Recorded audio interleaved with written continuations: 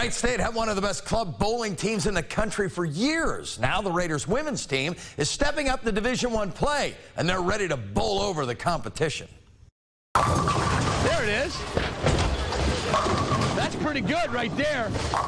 It's our first year in the NCAA world, but we can still compete with everybody else. So it's been quite a change, you know, going from a club program for 16 years and now doing NCAA D1, but it's been a blast. Good shot, Alina. It's a lot more of a commitment. We practice 3 days a week instead of 2 days a week. Good job. Good job. Let's keep it up. Keep it up. We have lifting. The freshmen had to go to study tables this year. Our tournaments are 4 days instead of 1 or 2 days, so it's a big adjustment to how long we're out of town for. There were definitely good teams when we were club that we would bowl against, but there are a lot more teams now that we see that are at a higher level than we ever bowled before.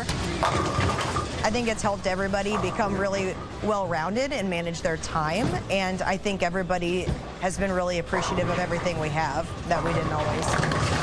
The perks of being NCAA, really, for me, it's having everybody on campus supporting you.